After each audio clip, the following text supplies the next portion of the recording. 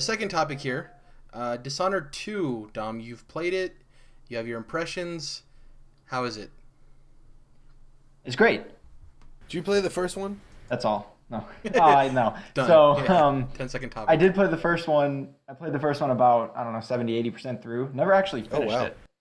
But, so I do need to go back and do that sometime. It's since been, I know how it ended. So I was fine jumping into the second one.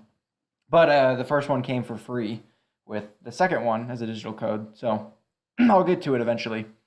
But yeah, Dishonored 2. The best thing about it is the art style, the art direction, just the stylistic nature of the game is fucking cool as shit. Yeah. I don't know how to best to describe it, but like even the menus are really damn cool. I don't even know how to describe exactly how they are, but it's cool and it fits. They kind of look painted, don't they? The aesthetic. Like a paintbrush. Yeah, they're like painted but edgy looking. I don't know.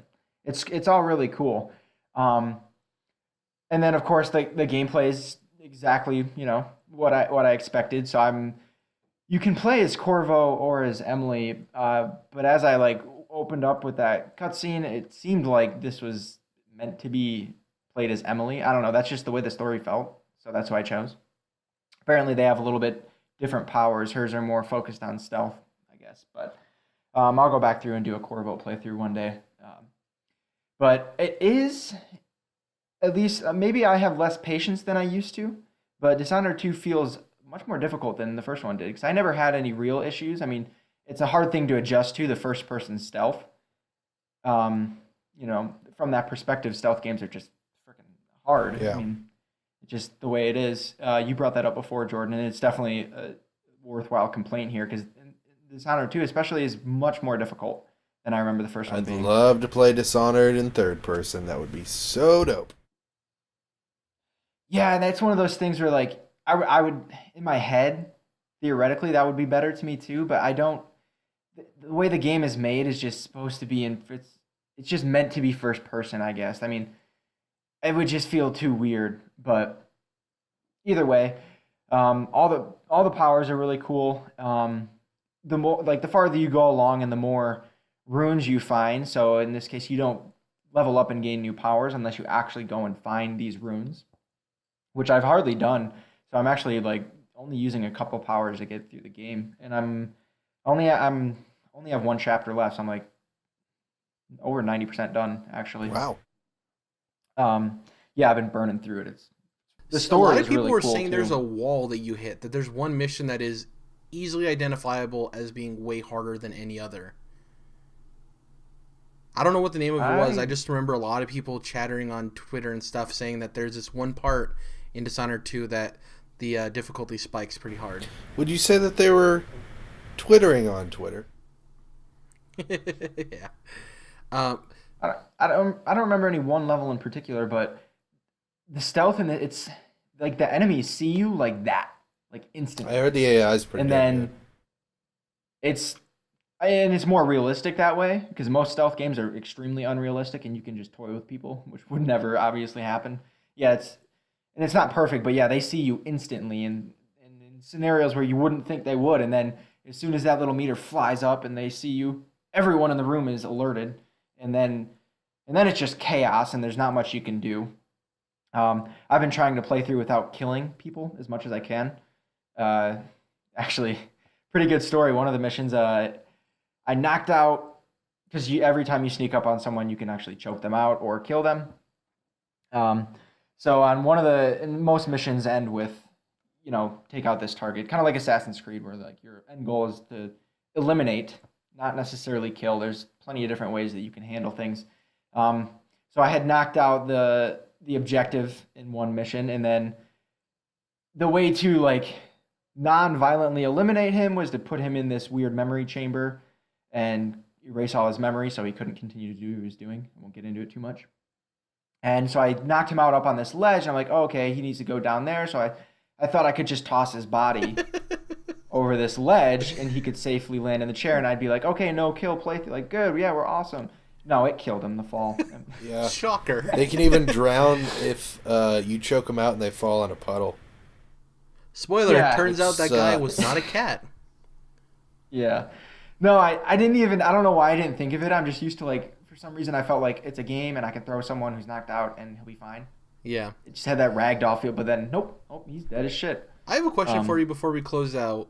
So you said you picked Emily because at the beginning of the game you felt as if this is Emily's story, right? You felt as if that's the character you wanted to play with because that's what it felt like was best to you.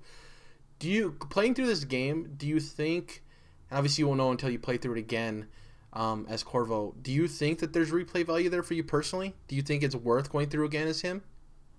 100%, because I don't know from first-hand experience quite yet, but apparently Corvo has a completely different set of powers, which if he has the same ones from the first game, then I can say that Emily's powers are way different.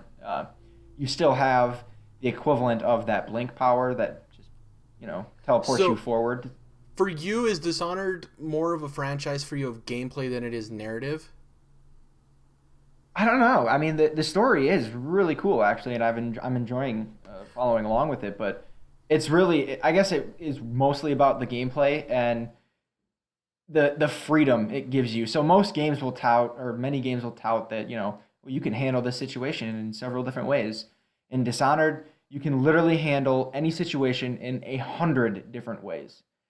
There's always another way to do something or to get somewhere. It's ridiculous. And the powers you have, kind of let you own the world, and you can go and to most places and do so many things. Like, your freedom is just, it's incredible. And this isn't an open world game. This is like freedom within the levels to do things in so many different ways. And that's what it's really about, I think. And that's something that I've not heard of any other game having. I'm just interested in, when you do get to playing it again and you're playing as Corvo, if him having different abilities is enough for you, because a lot of people are saying that the narrative itself doesn't really change at all if you play as him. They just kind of, a lot of times, they replace the name Emily with the name Corvo a lot of times, and there's only slight dialogue changes. So I'm going to be interested to hear your opinion on, you feel validated enough to play through a second time with just those gameplay changes, if it's satisfying enough to you. So it's going to be interesting to see.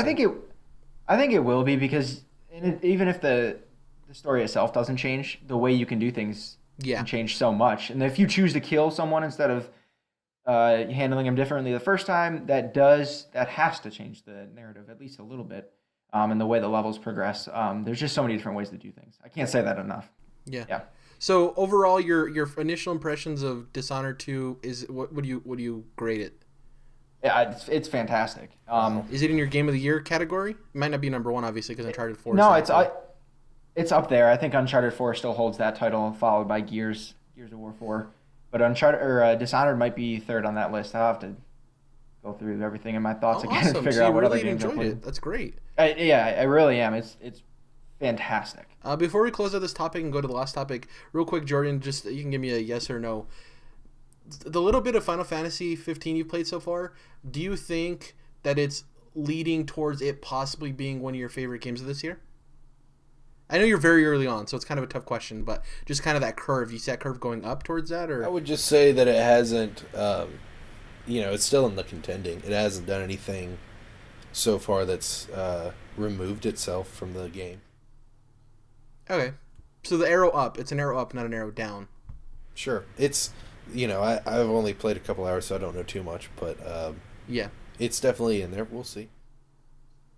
I'm interested to see both your guys' impressions on, obviously, Final Fantasy 15 and Dishonored 2, respectively. It's going to be interesting because those games seem like they're both very well crafted. One took way longer than the other, so